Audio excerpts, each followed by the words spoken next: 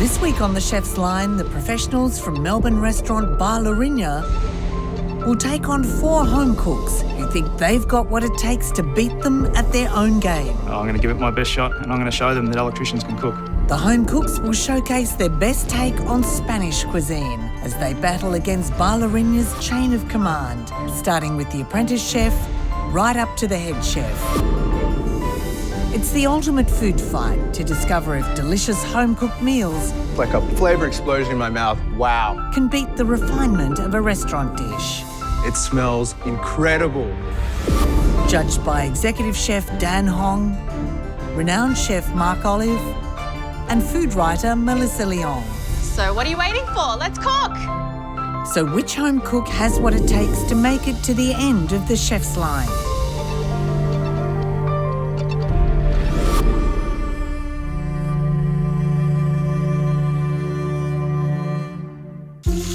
The week kicks off with 4 talented home cooks who have passion and skill for Spanish cuisine. There's Spanish-born and raised Pedro. Look at this colour. Cooking is the best way to make friends, I think, is it because it's really social. I love the sensation you get when you create something from scratch.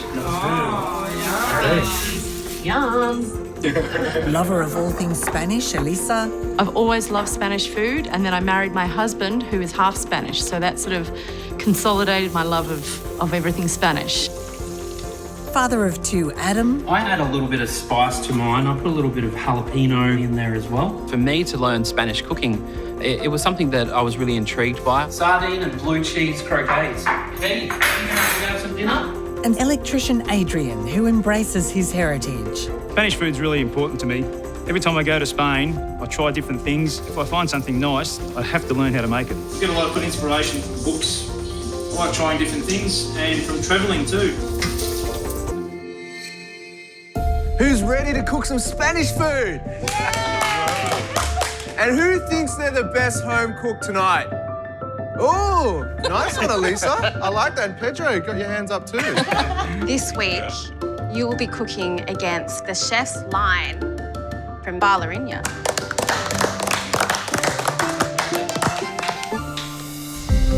In the heart of Melbourne's CBD, Bar Lourinhã is never short of a crowd, thanks to head chef and owner Matt McConnell. Got an order in for 22. So Bar Lourinhã is primarily a bar where we serve food, and it's based on how you eat and drink in Spain.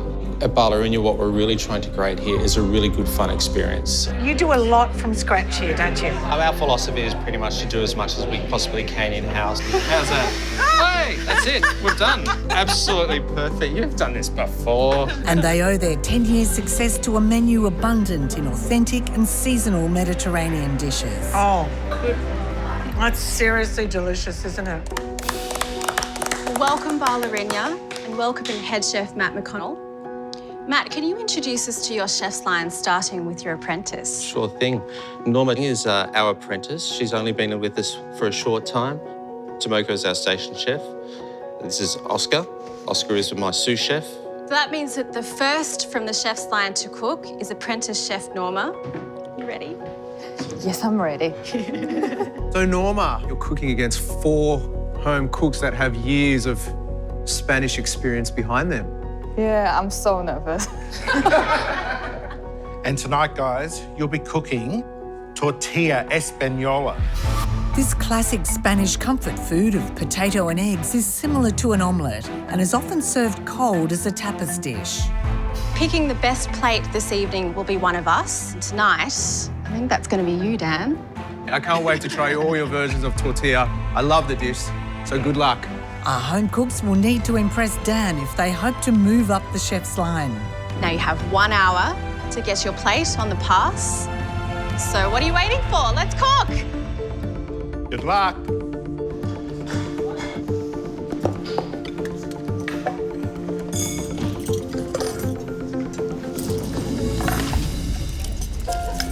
We're cooking tortilla de español. Awesome.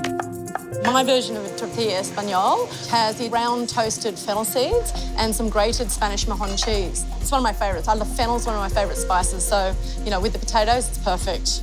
I think I'm fairly confident with this dish. My husband's half Spanish. You know, he grew up with certain dishes and food, so that's sort of, you know, I've made it quite a few times. I've made it different ways.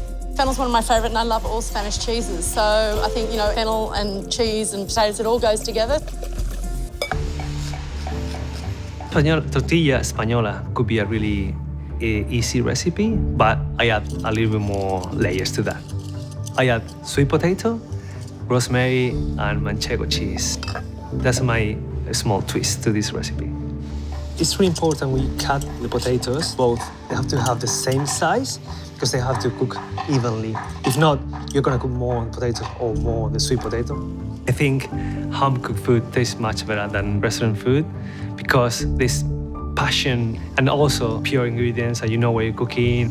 Pedro, hello. How are you? I'm good, thank you. There's a little sweet potato in there. It's my spin. I tried once and it was a really good one, so I said, oh, why not? I'll keep going. I'm going to take on the chefs from Bar Lourinhã and I'm going to show them that electricians can cook. At home, we cook at least one a week. There's always one in the fridge or sitting on the bench. I'm not going to add any special ingredients. Potatoes, eggs, onions, clove of garlic and a bit of salt. A little bit of pimenton on top for presentation. Pimenton is basically Spanish paprika. A friend sends this to me from Spain. I haven't been able to find it in Australia, so she sends it to me from Madrid. Basic ratio is 1 potato to 1 egg. You need to know when you mix the egg in with the potato, there needs to be pools of egg. As you're adding the egg, if you put too much in, you can pour a little bit off. Less ingredients, potato, egg, salt, that's it. I love tortilla espanola. It's one of my favourites. And my version is a little bit different. I like to grate the potatoes instead of slicing them. That way I can get a really soft and tender texture. I'll also add in some red pepper, some green pepper as well, just to give it a little bit of spice. I've added a few ingredients there that are not traditional. I know that, but I really couldn't help myself. So, Adam, what's exciting you about your version? I've got the jalapeno peppers in there, a little bit of chili, but I'm also doing a goat's cheese salsa to go on top. I had some really beautiful goat's cheese in Spain when I was over there last year, and you know, just the flavour was so intense. So, you know, trying to replicate that's hard. Apprentice chef Norma is creating Bar Lourinhã's version of Tortilla Española, which includes the Spanish sausage morcilla and a side of aioli. I really want to make Matt proud. He's kind of like mentor to me. I want to show him I do learn something. Norma's wonderful. She's proved to be just very diligent with her work. She's here to learn and we love her. The thing that makes this Spanish blood sausage. Most people will know tortilla, the Mexican version, which is a wrap, whereas in Spain it is an omelette and it's an egg dish. It's a classic dish of Spain. The most important thing of the tortilla is the consistency of the egg. Because we don't want to overcook it, still slightly runny in the middle. Not really runny, but like just not overcook it. Hello, Norma. Hello. How are you going? I'm going pretty okay. Yeah, I'm just making the aioli first. So we put like the morcilla in the tortilla and the drizzle of aioli on the top. Well, I love a good blood sausage. I love a good morcilla. Yeah. I didn't make tortilla before, so it's like extra challenge for me. Are you nervous going up against 4 super keen, very passionate home cooks? Very nervous because I think like they are very experienced, not like me, but I will do my best to try to make the best tortilla I can. Cool. Well, I'll leave you to it. So good luck. Hi guys. Hey. So this evening it's tortilla española. Tortilla is a very simple dish of just potatoes and eggs, so it's got to be the right amount of eggs to the potato. But I really want to see their version of tortillas. I'm not traditional and I'm not Spanish, so hello. I come with an open mind when I eat tortilla, and if it's delicious, that's the one I'm going to go with. These are very intense flavours I'm working with. They can be quite polarising, so I've gone out on a little bit of a limb.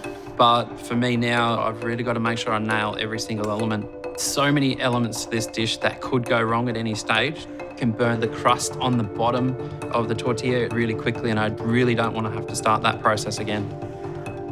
It's very hot in the kitchen. That's if you can't handle the heat, you get out. But I stay in, but I just have a sweat cloth with me at all times. I tried to cut the potatoes nice and thinly. Normally I use a mandolin and I decided to do it by hand today. The risk of doing it by hand is that, you know, some can be more cooked and some can be less cooked.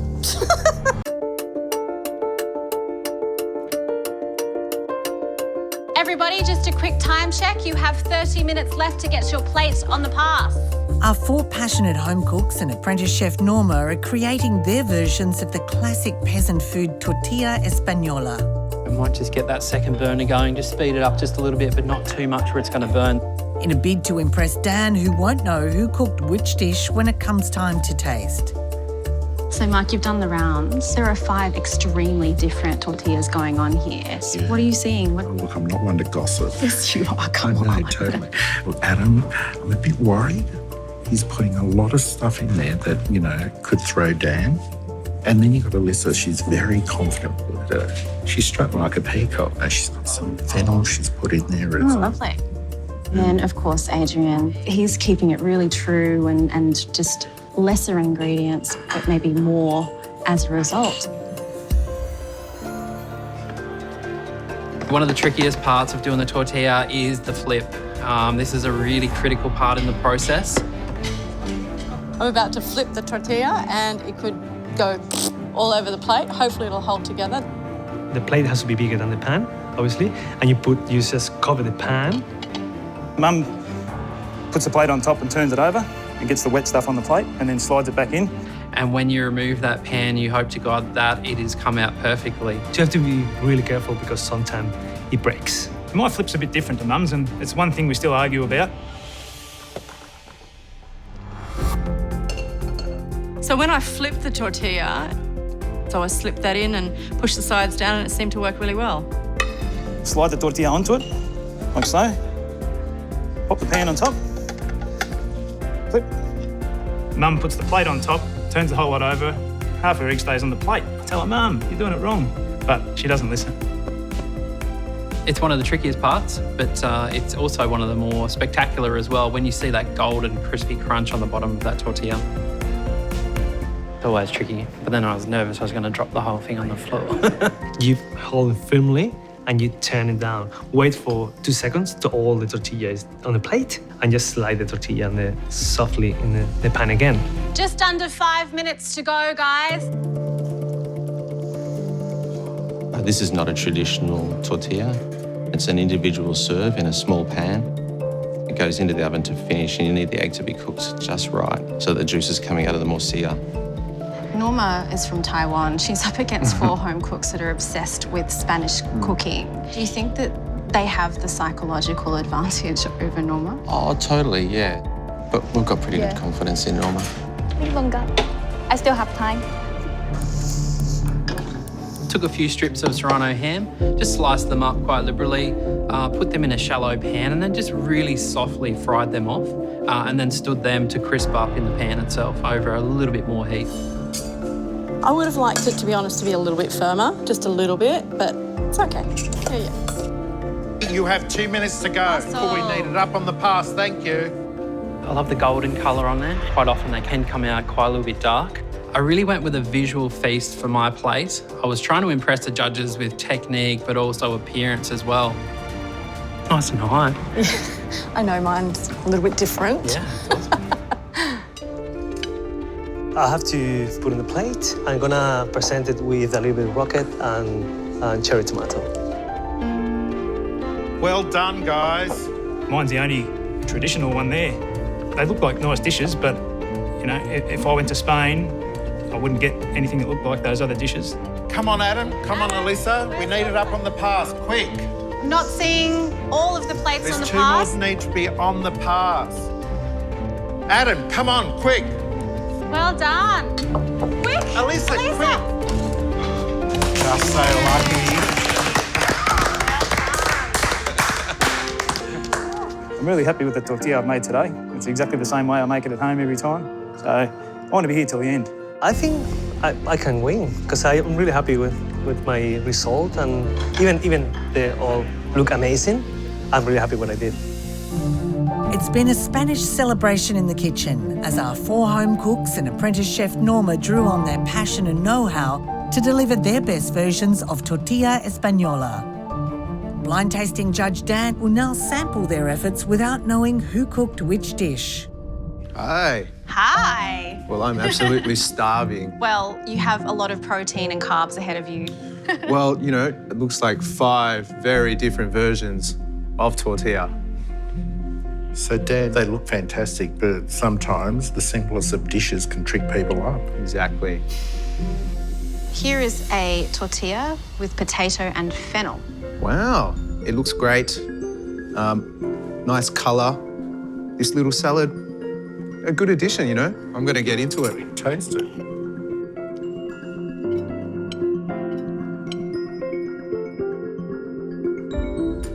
The potato's beautifully cooked, not too soft, not underdone. That fennel seed, really nice addition to it, and I get that little bit of crunch from the onion. But I think that there's so much potato in the middle, it's not really amalgamating well within the middle. Overall, it's a pretty nice tortilla. This plate, potato and jalapeno tortilla. Wow. I can just tell by the looks of it, it's very fancy, almost a bit soigné, as they say.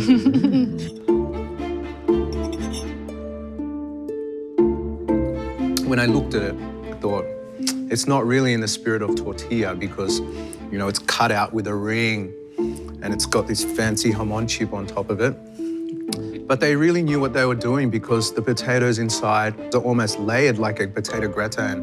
The jalapeno just at the back of your throat, a little kick. But there is a lot going on. Like the jalapeno does work well, but with this goat's cheese on top, I think it almost takes away from the true essence of a tortilla.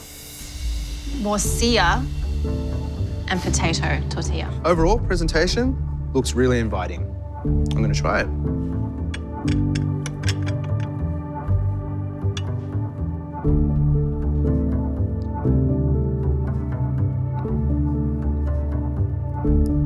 Wow. That minerally flavour of the morcilla and the spice really gives that tortilla that extra depth of flavour. I would say that the egg is fully cooked. It's not sort of wobbly in the centre, which I prefer. But the thing is that the morcilla makes up for it. And you've got that real richness and creaminess from the morcilla. This plate is sweet potato and rosemary tortilla. Wow. So it looks like if I went to a Spanish family's home and they whipped me up a tortilla, that's what I expect it would look like. Yeah, what Mama makes. Exactly. Oh, it's nice and soft. Is it two different types of potato or is it cheese? Potato and sweet potato. I like that face. Ooh, wow. Yeah, the eyes are popping a bit. There's so much flavour to that tortilla. It's really creamy. There's got to be something else. Is there cheese in it? That little bite that you're getting in there is actually some manchego. Wow. Well, manchego, arguably the most popular cheese in Spain. And it's a really, really delicious addition to this tortilla. I love the sweetness that the sweet potato brings, but even though there is normal potato in there, it gets lost. It gets lost because the sweetness of the sweet potato overpowers the normal potato. This is a classic tortilla. Well, it definitely looks very classic to me. It looks like if I walked into a Spanish tapas bar, I would expect to see a tortilla looking like that.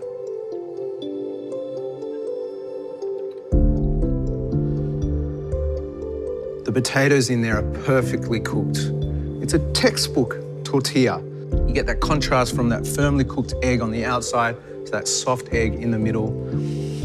It's nicely seasoned, but I think that they could have seasoned the potatoes a bit more before they, cook them in the oil. So Dan, you've just tasted 5 extremely different, very interesting tortillas on the pass this evening. It's up to you now. It's actually going to be really tough. Spanish Week is off to a blazing start with the ultimate comfort food dish, Tortilla Espanola. Judge Dan has tasted all 5 dishes and is now ready to give his verdict on whether home-cooked passion has won out over restaurant technique. Our first night in Spain, 5 very tasty tortillas on the pass this evening. Matt, how do you think Norma went against these very passionate and confident home cooks this evening? Pretty proud of this girl. She's really new to this. She's never done this before. She was really, really going for it and giving it her best. Well done, Norma. Thank you, Chef. Well, we had 5 incredible tortillas on the pass tonight. And while I do respect the origins and heritage of traditional tortilla, I also must follow my taste buds and go with the flavour of the tortilla as well. The best plate on the pass is the sweet potato tortilla. Who's that? Wow! Amazing, amazing. I wasn't expecting at all. I was like, wow, that's just like amazing for me. It's just, I'm feeling proud, really Coming proud. from Spain, I wouldn't have picked that yours would be the one with sweet potato. And, you know, those onions really added that extra sweetness. And I love that addition of the cheese as well. It really added that richness and depth of flavour to your tortilla. So it was super delicious. Well done, thank you. Thank you.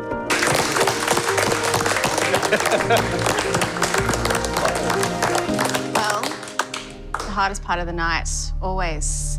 Dan, which plate on the pass didn't live up to your expectations this evening?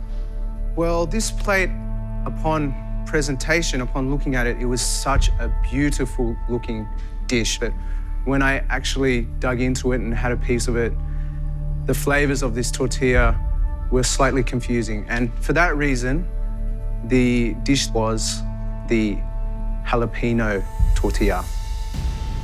Whose is that?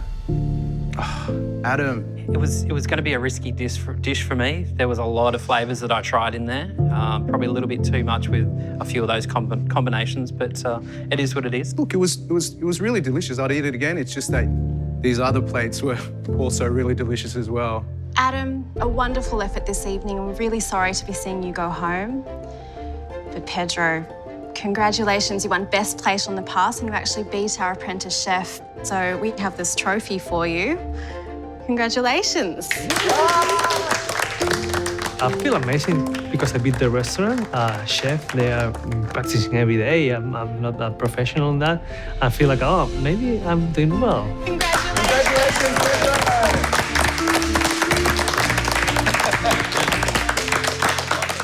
Tonight, Spanish Week gets even more challenging for our 3 remaining home cooks. Electrician with Spanish heritage, Adrian. Every time I go to Spain, I try different things, and then if I find something nice, I have to learn how to make it. Spanish-born Pedro. I learned everything from my mom, so they're really all traditional recipes.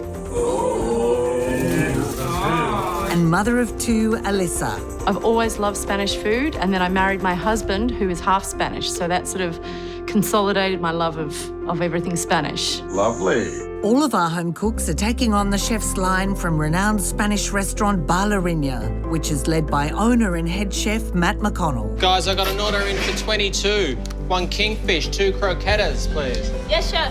At Bar Lourinhã, what we're really trying to create here is a really good fun experience. We have really, really professional service, really, really good produce as well. Matt celebrates the glorious Spanish tradition of tapas or small shared plates. That cheesecake, that's just so luscious. Bar Lourinhã has won multiple awards and is regarded as one of Melbourne's most vibrant restaurants. Oh, that's seriously delicious, isn't it? Welcome to the chef's line. Congratulations for making it one step further tonight. So you guys all fired up? You ready to go? Yep. Well, Pedro, last night you had the best plate on the pass. That tortilla was really unique and it was super tasty. Thank you. Head chef Matt, who in your chef's line is next to represent your restaurant? Stepping up tonight, Dan, will be Tomoko, our station chef. Station chef Tomoko, it's time to step up. Tomoko, how are you feeling? I'm a bit nervous, especially seeing the last nights. They cooked amazing foods. Tonight, guys, you are going to cook a Spanish favourite, sardines. Sardines are a much-loved fish that heralds Spanish summer like no other ingredient. In the hands of an experienced cook, they sing with flavour. As you know, one of us will be deciding who the best plate on the pass is. And tonight, it's Melissa. Melissa will taste and judge everyone's sardine creation, not knowing whether it was served by a home cook or the restaurant. You have 45 minutes. Let's cook. Good luck, guys.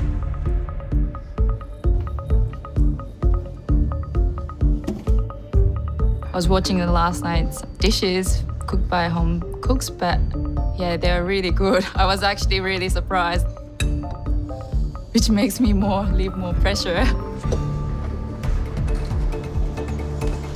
So I made Spanish-style sardines with picadillo, which is kind of salad made with capsicum on the top, and I put the sardines and the picadillo on top of on a slice of sourdough bread. When I made this salad, yellow capsicum, green capsicum, red onion, and lemon. So now I'm mixing all the vegetables with sherry vinegar, with olive oil. So I'm gonna let this marinate for a while.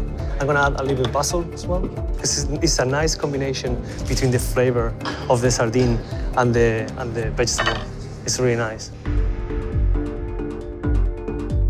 Well, tonight I'm going to make sardines with manchego breadcrumb, a bit of parsley and some garlic aioli. It's a dish I had on the south coast of Spain a couple of years ago. Just blew my mind. It was so beautiful sitting on the beach eating fresh sardines. It was just magic. I said, I need to learn how to make this. With the aioli, it's an egg, a cup of olive oil, and half a clove of garlic, and just put the stick blender in the bottom, hold it there for about 10 seconds. The reason I made it early was to refrigerate it, because you get the contrast when you dip a hot sardine into cold aioli. It makes the dish. 2 minutes, that's a quick way to make aioli. I mean... Well, I've put it in the fridge because it's best served cold with a hot dish. I mean, even some chefs don't make aioli that quick.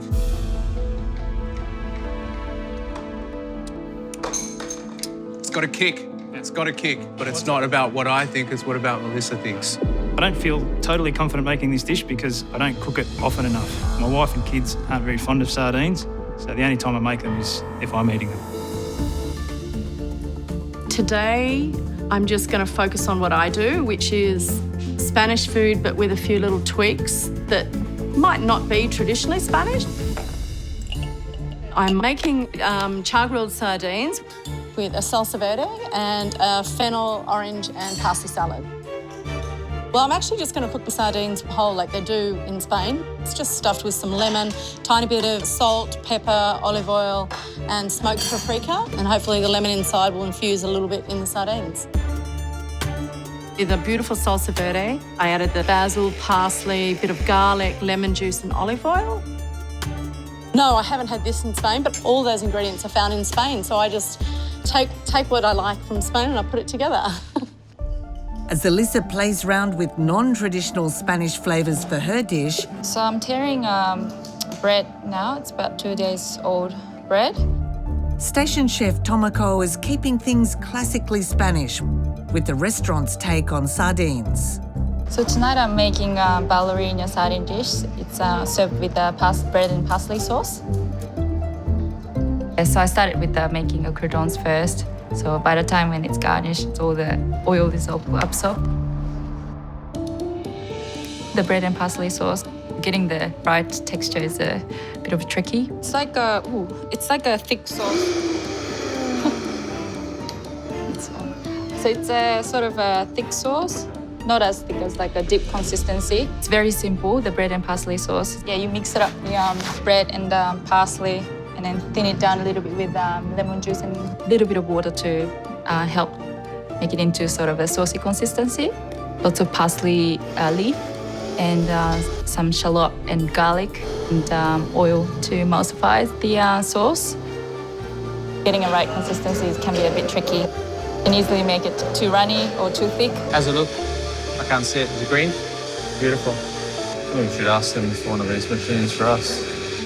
I'm still nervous, but I think I should be all right. I'm not as nervous as before.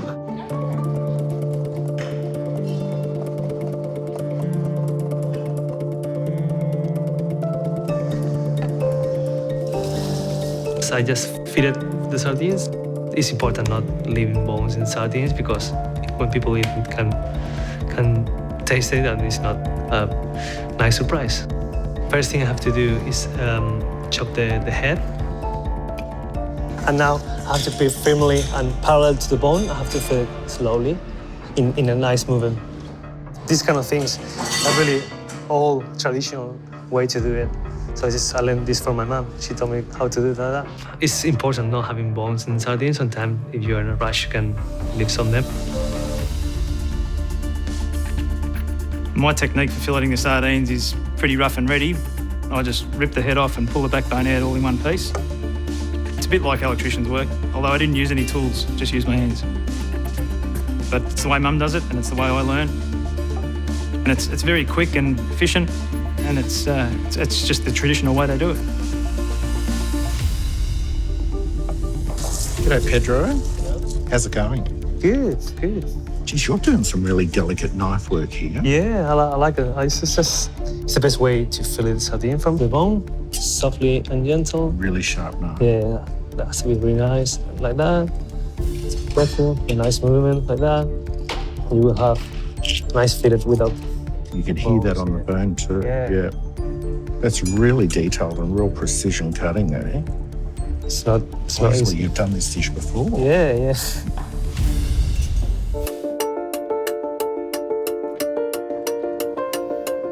A classic Spanish ingredient, the sardine, is the focus of our home cooks and station chef tonight. Guys, you've got just under 15 minutes to go to get your plate up on the pass. And they'll all be looking to impress blind tasting judge Melissa. So Melissa, Spanish sardines, they can be done a variety of different ways. Traditionally, it's cooked on the bone, but there's a few people out there cooking fillets, right? Exactly, and the way they're doing it, it's really interesting.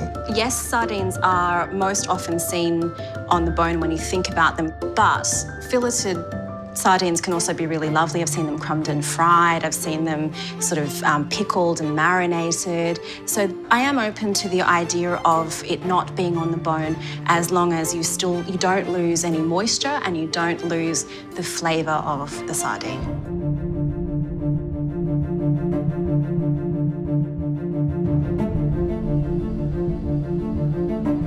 You know, the sardines you're cooking, are they whole or are they fillets or? It's whole sardine. I have to debone, which I haven't done it before, but it should be okay. You've never deboned sardine fillets? We usually get the sardine fillet. See, fresh sardine fillets. Yeah. How's she at filleting fish? Amazing. She's Japanese, come on. Oh, yes, of course, she's Japanese. So with the sardine, you put your thumb along the spine and then you carefully lift the head and then the whole bones sort of come with it. Surprisingly, the bone came out quite easily and I felt good. And how are you preparing your sardines? I'm going to char grill the sardines, so hopefully get some nice char marks along them. Yeah. But still keep it nice and tender inside because it's such a nice, moist, oily fish. Yeah. Then I'm going to serve it just with a little drizzle of the salsa verde over the top. It's, got a bit of garlic and lemon to give it a bit of pop. What version of salsa? Is it like Mexican version or the Spanish? No, I think it's kind of a Spanish version. It's got basil and parsley, garlic, salt, pepper, olive oil. Spanish go off on their olive oil. They do, don't they? And my last name being Olive. Yes. But I'm a black olive.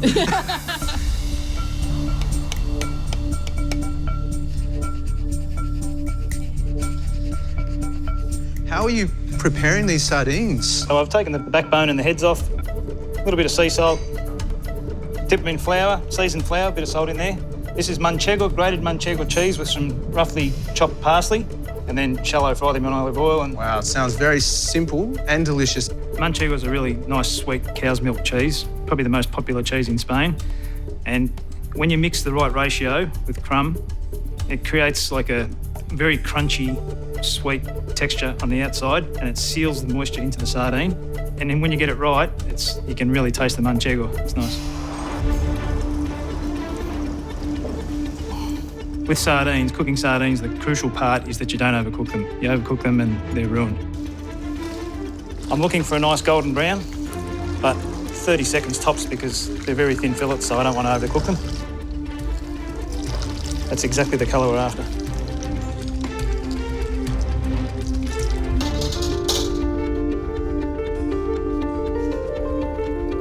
Sardines sometimes could be messy. You see the head, you see the tail, you see everything. But I think this technique is really easy on the eye. It should be all right. I didn't put bones and sardines because I want to have the just like a tapas style. So just grab it and put it in your mouth. You don't have to be worried about bones or whatever. It's all clean. It's just clean meat and nutrition and omega-3 and everything. So can't be wrong. Okay, guys, you've got 5 minutes to go. Cook the sardine in about 230 degrees oven for about 3 to 4 minutes. You really don't want to overcook the sardine, so I carefully lift up the sardine. Good on your time. And you just want to see the sardine just change the colour. So you sort of want to see tiny little bit, maybe pinky, not too white. Yes. So once I marinated the sardines, I put them on a hot char grill to get some nice grill marks on one side. Yeah, they're looking good. Smelling good. Got about less than a minute to cook this, and I think we've got 3 minutes to get it up, so cutting it tight.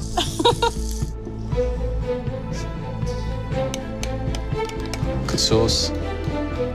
I do lots of fresh salads at home, and this is one that I always love to do. So shaved fennel, parsley, beautiful fresh oranges and red onion. And so the combination of those together I think worked really well. 1 minute, guys. You've got 1 minute.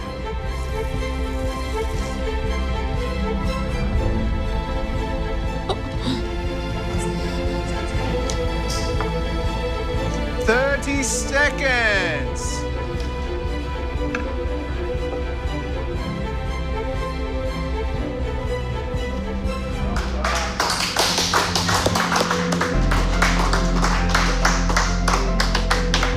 I think my mama, she will be proud of me, but she's really, really, really picky. So she probably pick something like, oh, you did that. So she's like, obviously she's the master, so. Our home cooks and station chef Tomoko have just plated up their best version of Spanish sardines. And now blind tasting judge Melissa will taste all of their dishes, not knowing if it was plated by a home cook or the restaurant. Hello. Hey, Mel. Hi, Melissa. Well, I got to say that you missed a great battle and a real celebration of the sardine. You have 4 incredibly different looking dishes. This is sardines with salsa verde. Well, it does look gorgeous. It's rustic, but it's still artful in its presentation. I think there's something really beautiful about serving up a whole fish. Well, why don't you try it?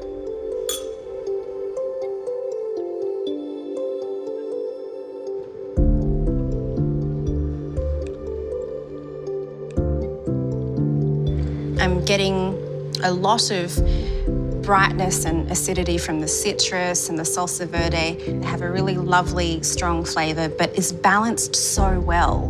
That's a pretty strong starting plate, I have to say. But if you gave me this and you didn't tell me which country and you asked me to pick, I wouldn't say Spain first. This says Italy to me. Interesting. Melissa, this is fried sardines with aioli. First glance, this is a bit more Spanish.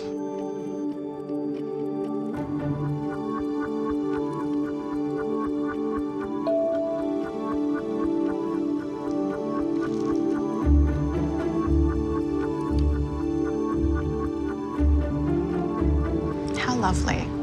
The crumbs are crunchy. You have that lovely crispy exterior. Then you have this lovely firm, beautiful sardine underneath. Is this a little bit of manchego? It is, you're right, Over it's the top? manchego. So not only did they grate manchego over the top, they put manchego in the crumb. How clever. This person obviously knows what they're doing when it comes to sardines. This is not their first rodeo. Perhaps the only drawback, if I had to say anything, is did they use their 45 minutes well? Could they have done more? Good question. This one is sardines with capsicum salad. It's really colourful. We've got all of these beautiful vegetables and points for chopping everything a very similar size.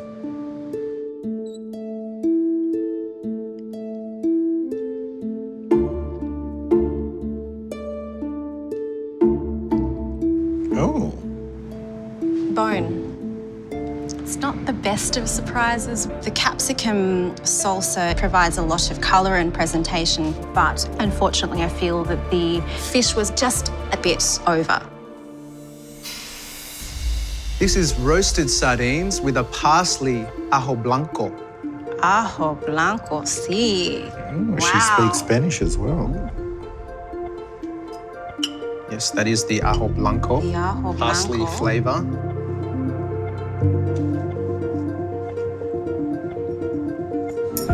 What I can taste is the flavour of sardines. It's coming out loud and clear. There's a reason why you see parsley on fish dishes. It's fresh, it's herby, and it really works with a fishy flavour, which is gorgeous. The breadcrumbs are perfectly fried. They're like little croutons, like little pops of crunch, which work really well with that smooth ajo blanco and then that really beautiful soft flesh of the fish. Overall, what I love about this dish is pretty much all of it. Maybe a little heavy-handed with the dressing. It still looks great. We've tasted 4 very different sardine dishes on the pass, and it comes down to your decision, Mel.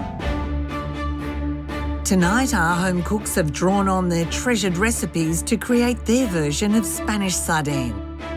Now, blind tasting judge Melissa will decide if they've managed to outcook station chef Tomoko from the renowned restaurant Bar Lourinhã. Look, sardines are so underrated, and it's a pity that Australians don't embrace them more because look what we've got here. Adrian, how do you think you went? I think I nailed it. That's all I can do. I love his confidence. Oh, totally. He really brings it every night, doesn't he? It's scary. Station chef Tomoko, you feeling nervous against these 3 great home cooks? Yeah, I don't have much experience in Spanish cuisine, so very nervous. Melissa, who had the best plate on the pass? For me, that plate was the sardines with parsley ajo blanco. That is Station Chef Tomoko. Oh, congratulations, Tomoko. Thank you. I really found it very difficult to fault your plate. Beautiful, soft flesh, and those little pops of crunch with the crouton top was just the icing on the cake. It was just a real pleasure to eat. So well done. Matt. I knew it. Yeah. Just the way she worked all the way through the 45 minutes of cooking it, so still really, really proud. Must have been a joy to watch. That's great. Fantastic. So, Melissa, which plate on the pass didn't live up to your standards?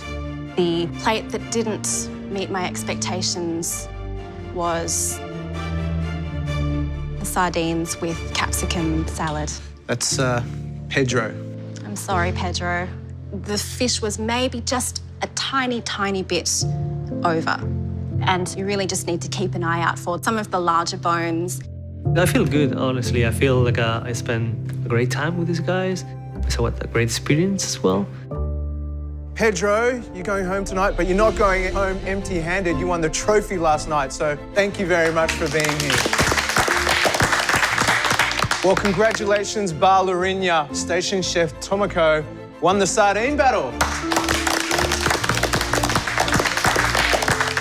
Spanish Week is well underway with just 2 home cooks remaining. Electrician Adrian draws inspiration from his Spanish heritage. Mum's Spanish, my dad's Hungarian, and ever since I was a young fella, I've really been passionate about Spanish cooking. I've really embraced Mum's heritage and learnt a lot of her different recipes.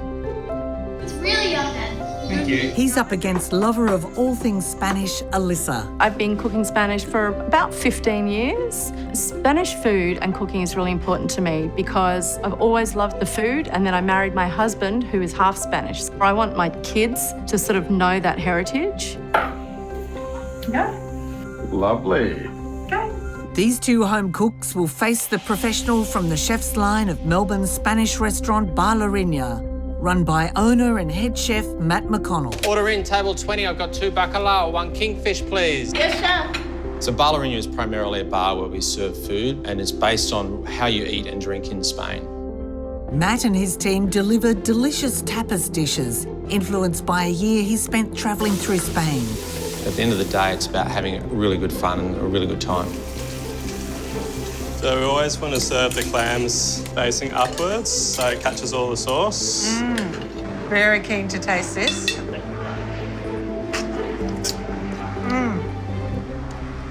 That is a delicious mouthful. With 1 win to Bar Lourinhã and 1 win to the home cooks, tonight's challenge starts out on an equal footing. Home cooks and chefs from Bar Lourinhã, it's your passion for Spanish cooking that's brought you all here tonight. Adrian, you think you can be the final home cook after tonight's cook-off? That's what I want to do. I want to meet Matt in the final. Wow. Elisa, how are you feeling? Yeah, I'm really excited to be here and have a great cook. Head chef Matt, tell us who's next in line. Tonight we've got my sous chef Oscar, who's a pro. He'll be pretty intimidating because he's really, really cool under pressure. Well, sous chef Oscar, it's time to step up and represent your restaurant.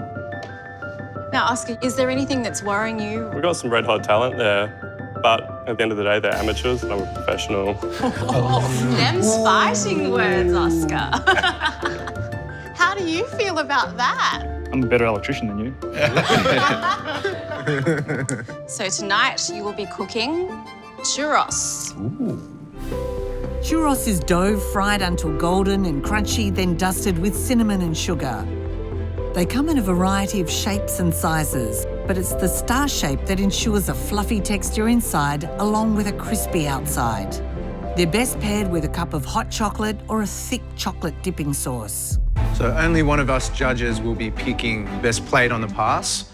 And tonight, it's Mark. Well, to see how much my hips can take. Mark will be tasting without knowing whether the churros was prepared by a home cook or a professional. You have 1 hour. Let's cook. My dish is churros con chocolate, which is churros with a chocolate. You can either dip your churros in it or you can drink it with your churros. That's the proper traditional way to have churros. The first thing I like to do when I'm making churros is to make the batter, because if I make a mistake, I can make another batch. My pastry is basically self-raising flour, 1 cup, 2 spoons of oil, boiling water, 1 cup, and a pinch of salt. That's it. What you're going to see tonight is my mum's and grandma's recipe, the same way I've always had it, the only way I know how. My mum's a home cook, so she never taught me anything fancy, nothing chefy. I know that it's right when it forms a ball and doesn't stick to the sides of the plate. Because I use boiling water in my batter, I like to let it cool a bit before I pipe it into the oil. I love making churros. Mine is absolutely beautiful. And the dipping chocolate is just to die for. I'm making churros. I'm going to make a dried orange zest and cinnamon sugar mix to go on the churros. And then I'm going to put it with a chili chocolate sauce. These are all flavours I love on one plate. So for the chocolate dipping sauce, I basically use thickened cream, 70% chocolate, and about a 1/4 teaspoon of chili powder. A little bit of chili powder, just give it a little bit of warmth. Hopefully it works really well against the orange. Kind of a Jaffa influence, you know? And then I finally julienned a couple of oranges and dried in the oven for about 20-25 minutes. I'm just having a bit of a go to see if I can do something a bit different and set myself apart. I'm up against like one amazing chef and one amazing home cook. So I'm a little intimidated, but I just got to do my best and just bring it. I'm quietly confident tonight. 10 years of intensive cooking in the kitchen compared to cooking dinner a couple of nights a week. You know, there's a bit of a point of difference, I think. I guess he's under a bit more pressure than us. I'm a Sparky. He's a chef. But I'd like to take him down. I'm making Bar Lourinhã's churros. Usually it's with a chocolate sauce, but we're doing it with dulce de leche. It's a caramel made with sugar and milk, and it's actually originated from Argentina. First thing I started on was the dulce de leche. It takes the most time to cook and reduce. So we use a large pot with lots of sugar, water, and make a big dark caramel, and then hit it with the milk and then let it reduce down. I'm pretty confident in Oscar on this one because it's been on our menu for 10 years and we have a very set routine on how to do it. It's not technically tricky. The only thing would probably be getting the caramel sauce exactly right. The risk of reducing that much milk is it's not going to reduce in time. You're not going to get a nice thick consistency that you'd like. And if it's too thin, it's not good enough. Hopefully it'll be reduced in time. Okay, I'll just check on this. I'm afraid that I made the sauce too early and it's going to burn or split, so I've just got to monitor that as I go along. For the churro dough, I had water, butter, and sugar in a pan, and I brought that to the boil and mixed that into a dough. Put it in the mixer with 1 egg, just to sort of bind it. Hopefully it comes out really nicely formed and not too runny, not too stiff, and fluffs up. Frying the churros can be a bit tricky. You need to have the oil at the right temperature when you start. I like to pipe them straight into the hot oil. I actually use a twisting motion on the machine as I'm putting them in, which shows in the end result. You need to watch the colour change because it changes very quickly. It's very easy to overcook them. And because I'm frying in a pan, you do actually need to turn them halfway to keep that crunch on the outside, but keep them a bit tender on the inside. Adrian! Dan! How long have you been cooking this version of churros for? Oh, for as long as I can remember. I remember as a small child standing on a chair watching my grandmother cook it, and my girls both make it the same at home. And how often do you make it? Once a week or once a fortnight after dinner on a Sunday night. That was good. Wow, once a week. So you're pretty confident in this recipe? I am. It's just the proper way that my family has them in Spain. Good luck. Thank you. Once the caramel was bubbling away, I went on to making the churros dough. You need to boil your water and mixing flour, baking powder and salt. You don't want it too dry or too wet. I actually feel this is slightly wet, so I might add a tad more flour to it. Suddenly I realised my first dough that I made was too wet and it's not going to fry properly. I'm not happy. It's come out really stodgy, too much liquid. If I keep adding more flour, I'm going to overwork the dough. If you overwork it, you're going to have a chewy, doughy donut and you want it nice and light and fluffy. So, got to scrap that, start again. Matt, I saw you from down there. You were looking a little worried. I think it started off when he started with those fighting words to begin with. I always think it's better to be a little bit humble to start out with because sometimes you can end up with egg on your face. And unfortunately, I think what's happened probably puts him a little bit behind the other guys who look like they're doing a really, really good job. Yeah, maybe I was a little bit too confident going in and should have been a little bit more humble. I didn't prepare to make a second dough. I think Oscar's feeling the pressure now. What do you reckon? 30 minutes, guys. You've got 30 minutes left. It's Spanish week. Bar Lourinhã's sous chef Oscar is taking on home cooks Adrian and Alyssa in a churros challenge. Tonight's blind tasting judge Mark will make his decision without knowing whether the churros was made by a home cook or the chef.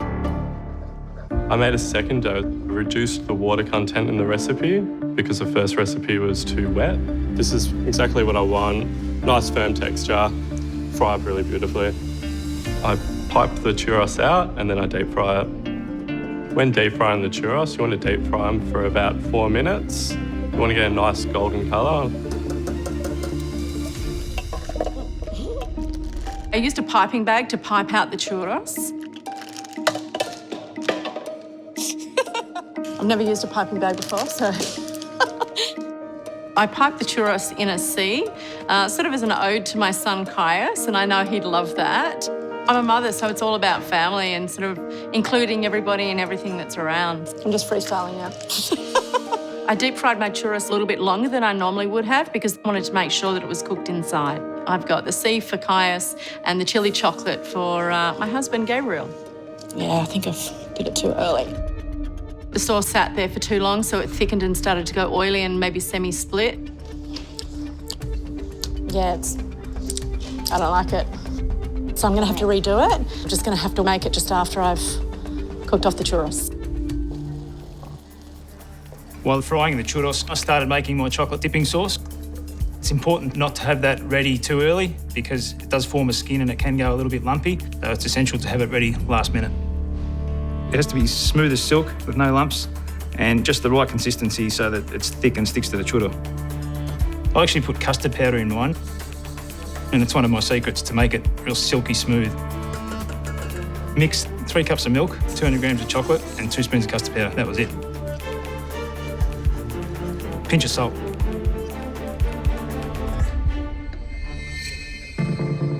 Usually with the dulce de leche, you let it reduce down in its own time. I decided to transfer the liquid into 2 separate pots so I could reduce it down quicker. Sous Chef Oscar, your sauce, will that get reduced in time? I really do hope so, because if I don't have a sauce, I don't have a complete dish, so. Okay, you've got 10 minutes left. If it's down to 5, you might have to split it into 3 pots. I think so. Good luck, mate. Thank you. I'm remaking the chocolate sauce again, so I'm just getting that together and I've got my churros in cooking. I left the chocolate sauce to the last minute because I'd done it so early before. It sort of started going all horrible, so I had to redo it. Much better this time. Started that step way too early before. Bit of nerves, but I wanted to get everything done, so this is looking nice and smooth. So I'm happy that it's smoother and it's very rich. I want to stir this last minute because it gets the skin on it real quick. My grandmother's recipe was very basic. I do make my own cinnamon sugar as well. It's cinnamon and sugar, simple. That's the way they have it in Spain, so why overcomplicate things? I made a cinnamon sugar to go onto the churros. I cook cinnamon, so I have the nice golden colour. Because it's a dessert, you do need quite a bit of sugar to go on top, and there's no sugar in the dough. You actually need to sweeten it quite a lot. I wanted a fine dusting over the churros rather than sort of chunky sugar granules. I put the orange peel in a spice grinder with the sugar and the cinnamon to make a really fine powder to go over the churros. 2.5 minutes, guys. When we make them at home, we eat them straight off the paper towel. There's no need for plating up, but I thought that'd be a bit ordinary here. Just building a house of churros. Jenga of churros.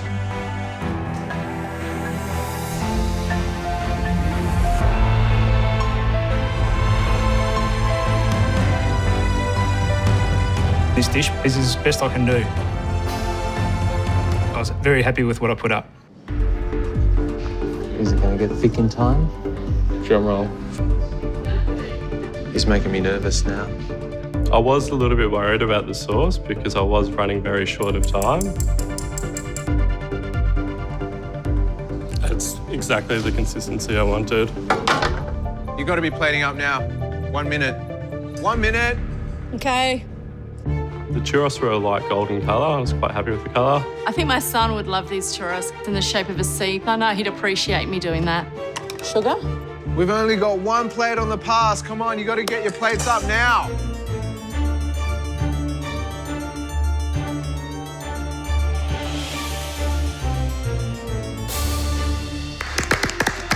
Just me that time.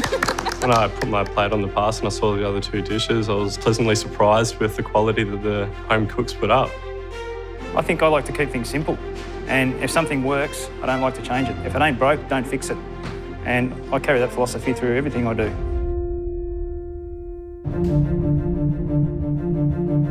It's Spanish week and the Churros Challenge is over. Our home cooks Adrian and Alyssa have given their all against sous chef Oscar. Blind tasting judge Mark is about to sample all 3 churros with no knowledge of who cooked what. Well, you missed an amazing cook-off. Churros, they actually just managed to get their plates up on the pass. Well, they look totally different, but I think ultimately it's all about the taste. So, Mark, this is crispy churros with chocolate sauce. Ooh, I love a crispy churros. And this sauce, wow, look at that. That is sexy.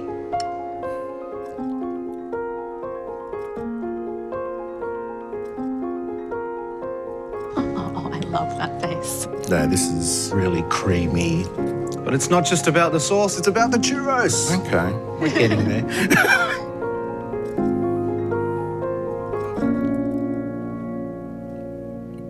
The crunch on the outside and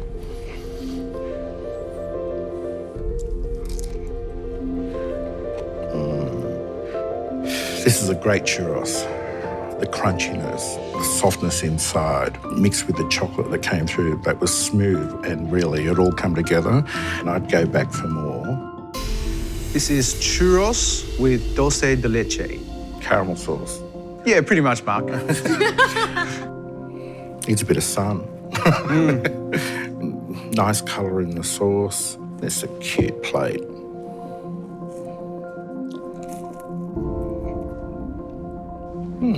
Surprisingly, it's not doughy. Well, that's really runny, isn't it? Look, I'm just going to drink it.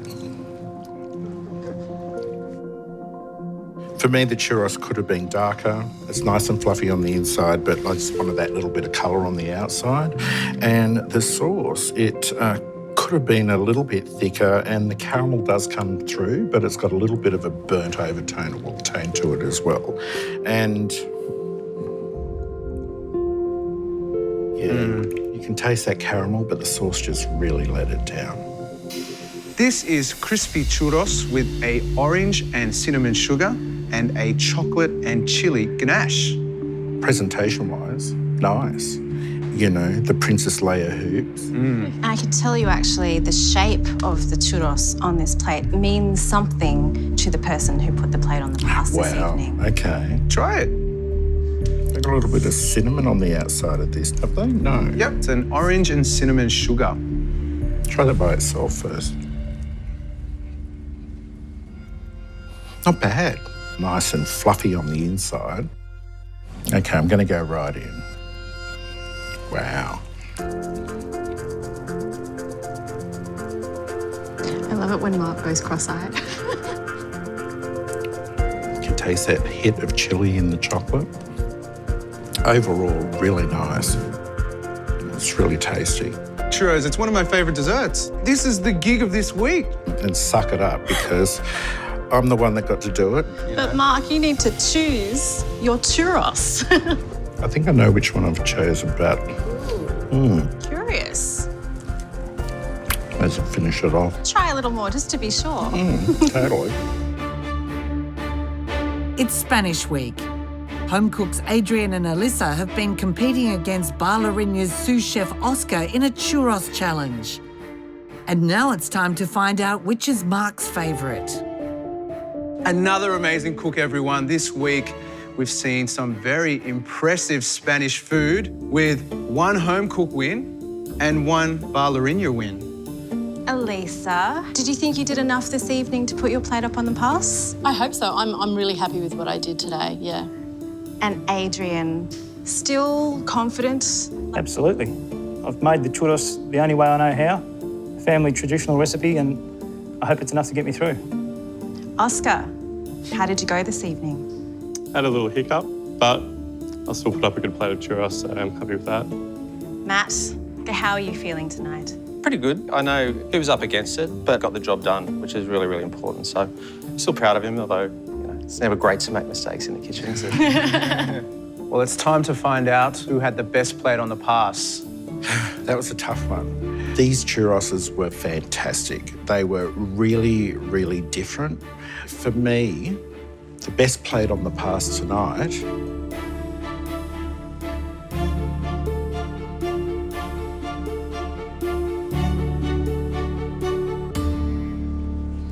was this one. Whoa! That's Adrian. Good on you, mate. Really, Adrian. Thanks so much. This was just so yummy, really pleasant to eat, and you're lucky there's some left. Thanks so much. Oh, I'm stoked. I'm so happy to make it to the end and cook against Chef Matt. And now it's that time to tell us which plate did not live up to your expectations. It's this one here. It's sous chef Oscar. The churros was fantastic, but it was just the sauce that let it down. What's going through your mind now? I'm quite disappointed, but, you know, these guys did a great job. Actually, that means 2 home cooks defeated restaurant Bar Lourinhã, which means you both are through to the final. It's going to be 2 home cooks versus head chef Matt. Who could win, passion or expertise? Passion!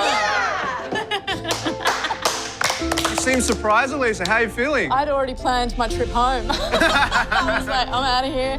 Head chef Matt, you ready to take on 2 home cooks in the final? Yeah, I suppose I'm even more disappointed at Oscar now that I have to take on 2 of them.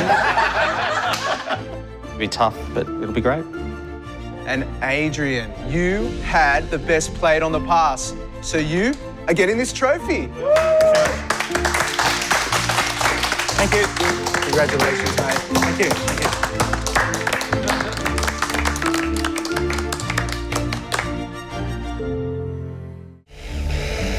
Spanish Week has seen our two final home cooks give Bar Lourinhã's chef's line a run for their money. Love food. Look at me. There's 46-year-old father Adrian. My mum's Spanish and I learned how to make a lot of her recipes when I was a little kid. Cooking just makes me happy. It's really young, Dad. Thank you. That's what it's all about. Passing on family traditions. All week he's drawn on those traditions to serve up authentic family dishes. My mum's and grandma's recipe, the only way I know how. That is sexy. Adrian, you had the best plate on the pass. So you are getting this trophy. Thank you. Congratulations. Then there's mum of two, Alyssa. Hi. Devoted to all things Spanish. Delicious flavours. I've always loved the food, and then I married my husband, who is half Spanish. Lovely. Inspired by the country's cuisine, Lovely and fresh. she's presented spectacular dishes. So I just take what I like from Spain and I put it together. This is a great churros. I love it when Mark goes cross-eyed. Both Alyssa and Adrian will put their culinary know-how into action against Bar Lourinhã's head chef, Matt. Order in, table 20. I've got 2 bacalao, 1 kingfish, please. Yes, sir. Bar Lourinhã is based on how you eat and drink in Spain. Oh, chef. So here we have our pig's head and tortilla migas. Fantastic. I love what you've done with it. So inventive. Tapas is a really crucial part of Spanish dining, and it's something that we've really focused on here quite a bit. So we've always got an amazing selection of vegetables and really, really good fresh seafood as well. So we always want to serve the clams facing upwards so it catches all the sauce. At the end of the day, it's about having a really good fun and a really good time. That's it. We're done. Just like that. Well done. Good evening and welcome to the Chef's Line. Congratulations, Adrian and Elisa, for both making it through to the final. You guys pumped or what? Yeah. Absolutely. I'm feeling pumped. I'm ready to go. After last night's win, it's given me that extra confidence boost that I think will take me all the way. Elisa, you rate your chances against head chef Matt McConnell? I don't know. I'm just really happy to be here, Dan. I'm just going to do what I do at home and have fun. Head chef Matt, because both home cooks put up better plates than sous chef Oscar last night, you are now facing 2 home cooks in the final. I honestly didn't think that we'd be cooking against such great home cooks. So I'm really, really keen now that I can actually get my hands into it. And it's going to be a double challenge now, thanks to Oscar. So home cooks, head chef Matt, I guess you want to find out what you'll be cooking this evening. We want to taste your best paella. Wow. Paella is a famous Spanish dish of rice, saffron, vegetables, and many varieties of seafood or meat. The trick is to form a socarat, a crunchy layer of rice on the bottom of the pan which creates a unique caramelised flavour. One of us will be deciding who has put the best plate up on the pass. That's going to be you, Dan. Awesome. I love paella. Can't wait. Dan will taste and judge everyone's paella without knowing if it was made by a home cook or by head chef Matt. You have 90 minutes, so what are you waiting for? Let's cook! Good luck.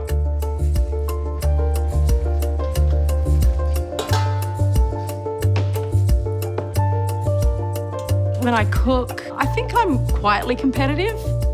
I'm feeling confident and hopefully I'll have a great outcome. Yeah. I'm not really feeling much pressure. I've never seen cooking as a competition, but being thrust in this environment, no one wants to come last. Smells good, Adrian. Thanks, Matt. Look, I really want to beat head chef Matt. I know that I can make an amazing paella and it'd make my family proud. I'm sure they're already proud, but I think it'd just be fantastic to go all the way. Today I'm making paella mixta, which is a mixture of chicken and seafood and pork, basically meat and seafood paella. So I'm frying off my meat. That's the first thing we need to do. I'm using pimenton, which is a dried capsicum powder. I import it myself. A friend sends it to me from Madrid, and I think it gives it a unique taste. And I'm making a prawn stock here, so I'm just Just going to put a bit of colour on some prawn heads and shells and add the water. It's Mum's recipe, it's the way she's always made it, it's the way that she taught me how to make it. And I'll give it my best shot. So hopefully I'll make it the same as I do at home and we'll be okay. I'm doing chorizo and mixed seafood paella. So it's going to have mussels, prawns, calamari. The chorizo I actually put in a blender and blitzed up, so it was almost like chorizo mince, so that oils would come out and they'd all mix together. I'm going to have capsicum and onion and garlic and, of course, piment. I can't say it. I toasted off some saffron and then I ground it up in a mortar and pestle with garlic to make a paste to begin the cook. It smells so good in here. So I'm doing it in a smaller pan. I'm doing a paella for two, as if my husband and I were going to sit down out on the balcony and have it on a Saturday night. So, yeah. Head chef Matt is preparing Bar Lourinhã's signature paella with seafood and rabbit. Rabbit is a very traditional component of real paella. I do prefer the flavour of the leg meat for the paella. I have a whole rabbit, so I've been lucky enough to get a couple of livers and kidneys, which I'm going to put in there as well. So rabbit's quite a sweet meat, so it actually lends itself to match with seafoods as well, which can be a little bit salty. It's a pretty interesting dish, paella, because you build a lot of different flavours and you join a lot of things together, and meat and seafood is really one of the crucial parts of what paella is all about. There's a lot of prep involved in a dish like paella, and you want to have it all set up and in its station, ready to go. I had to devein the prawns, I had clams, I had mussels, I had the cuttlefish. Cuttlefish, they're a little bit thicker and sturdier and heavier to cook, which suits it perfectly to cook into a paella, because you can cook it for a little bit longer time just to soften it and break it down. Whereas calamari will cook really, really quickly and can get quite tough and chewy. So paella is a dish that I've cooked at Bar Lourinhã so many times, it's ridiculous. But I think I've copped a bit of a curveball in cooking against the two home cooks, but I think it's great because they are both really, really good home cooks and they both deserve to be there. Hopefully I'll be able to showcase what we do and we'll get across the line. Hey. Hey, how are you? How you guys going? Very well. So, look, what's he really like as a boss? He's a very good boss. Is he a good boss? Yeah. You're just saying that. After my last performance, I have to say that. Well, look, fingers crossed, guys, and good luck. Thank you.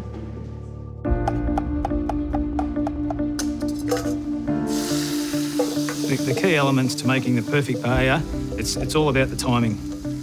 It's how long you spend boiling your stock so that it picks up all the flavours of cooking the meat. And it's about putting the seafood in at the correct time while there's still some stock there to cook the seafood. And of course, it's about getting the grains of rice perfectly firm and there should be no stock left. Adrian, tell me about how much love you put into this stock. I put a lot of love into the stock. You should be able to taste the stock in every mouthful. Once the rice goes in, we like to put some prawns, clams, mussels, and a little bit more calamari on top. Is this just a really well choreographed dance routine for you? You know exactly when everything needs to go in? A lot of practice, I suppose. It's something I love to make. It's a real pleasure making it on a Sunday afternoon with the family at home. I'm very confident making this dish. If I had to make one Spanish dish to impress people, this would be it. Elisa, Oh, no. how are you going? I'm good, thank you. So I've got chorizo, I've got red and yellow capsicum, I've got onion, garlic, smoked paprika, toasted and then ground saffron, a bit of olive oil, and that's it for now. Then I'm about to add the rice in. So I'm just going to add the rice. And once I've toasted the rice off, I'm going to add some stock to it. And then I'm going to cook that for about 10 minutes. And then I'm going to add the seafood, cover it and cook it for about, 5 or 6 minutes more. And do you think size counts? No. Because these guys look pretty They're intimidating. very intimidating and, good for them. I'm just going to do my thing and see what happens. Good luck.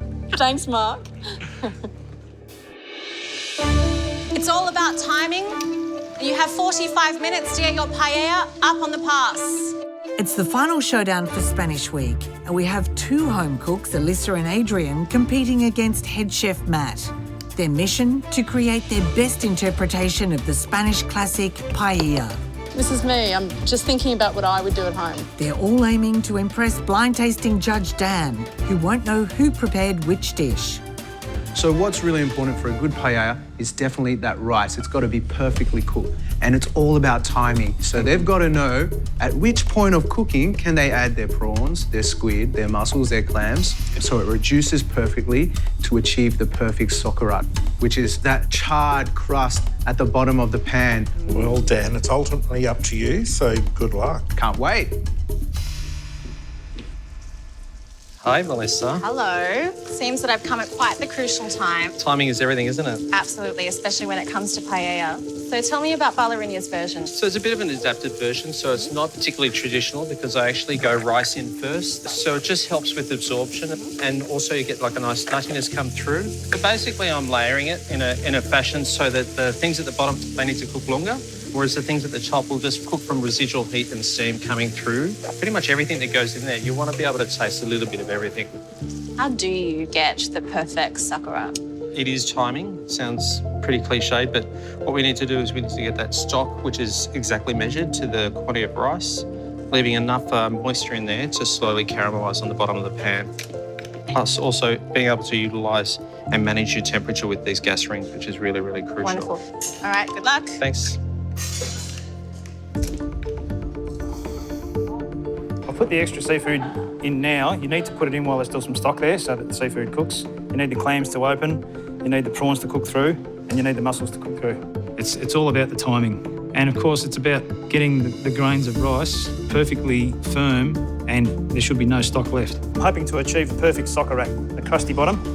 And the idea of not stirring it anymore is just, it also forms a bit of a seal on top, and it's probably the best way to make paella.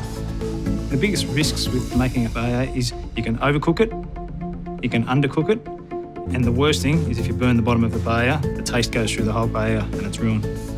So far, so good.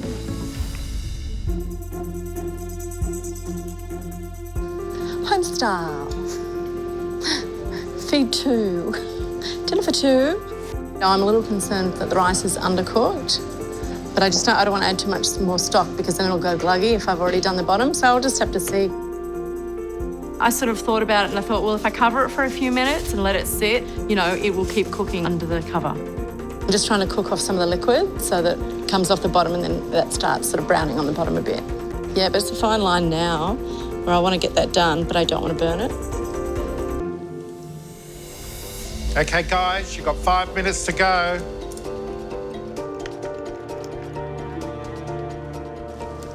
I'll turn it just in case there's a hot spot. It's a funny stage of the cooking the paella, isn't it now? It's the waiting game. It is. This is the waiting game. I'm about to turn it up and get that sauerkraut on the bottom. And then I'm going to squeeze the lemon juice, turn it off. Awesome, man. It smells great. Thank you. I think the cook went textbook. I was worried about making a mistake, but I made no mistakes and I was very happy with the end result. It's amazing. Well, thank you. I'll be happier if I can get to eat some of this. Oh, that's beautiful. 1 minute. 1 minute to go. I hope it's good enough. If not, I can hold my head up high because it's the best I could do. I'd be pretty upset if the judge tasted undercooked rice, so hopefully it was cooked through.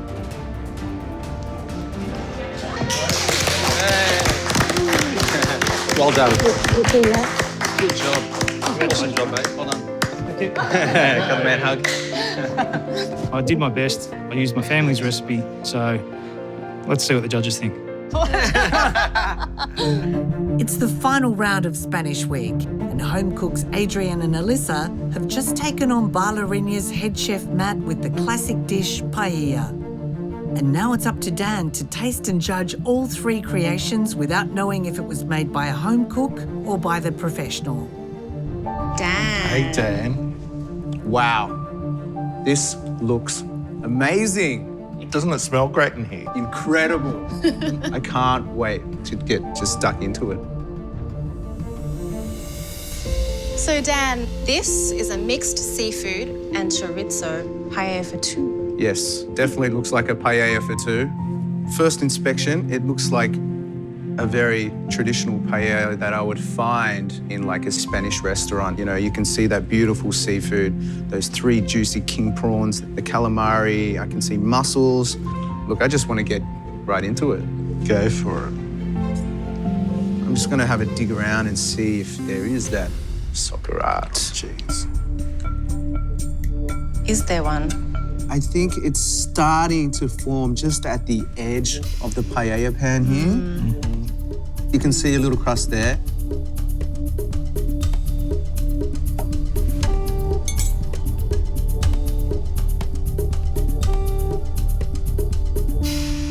Mel, you said it was a chorizo and seafood paella, and I couldn't see it. I tasted it in the rice. It looks like they blended that chorizo up, probably fried it with a sofrito, which is a delicious addition to the paella. The rice is very nicely cooked. It's not undercooked, it's not overcooked. It has a nice bite. I love the flavour of the seafood. The fact that they use prawns in the shell, the flavour from the shell would definitely flavour the stock in the paella as it's cooking down. All in all, a solid paella. Dan, paella of rabbit and mixed seafood. Ooh, rabbit. I can't really see the rabbit from here because there's so much seafood on top. It's like the rich man's paella. I can see some squid there, clams, so many prawns, so many mussels. First of all, I'm going to check the all-important sauerkraut. You can hear it. Oh, look at that spoon right there. Those grains of rice are nicely caramelized. Sauerkraut symphony.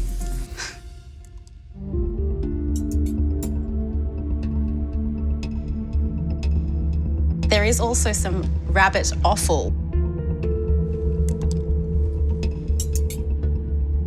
The concentration of flavour that's in that rice, especially when you get a bit of the sauerkraut, is what makes this so delicious.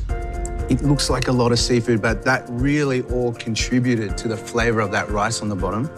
All those clams, all those mussels, they would have opened all those juices, reducing down along with the prawns, and then that flavour of the rabbit as well, just really a flavour explosion in my mouth.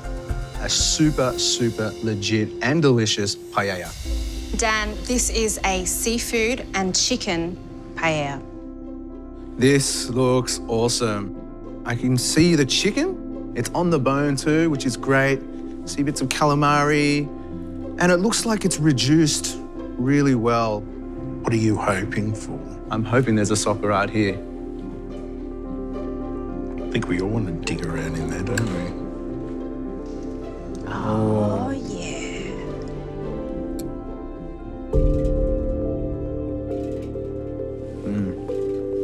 You can see they even seared off the chicken. It's a nice touch, adds extra flavour. Well spotted. Smart move, leaving the meat on the bone. Oh my gosh. I can automatically, when I ate the rice, I could definitely taste saffron. Really, really fragrant.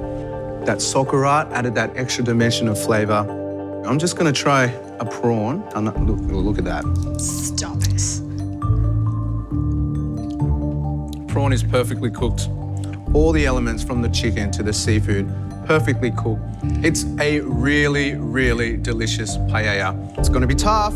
It's a lot to think about. Good luck. It's the final showdown of Spanish Week.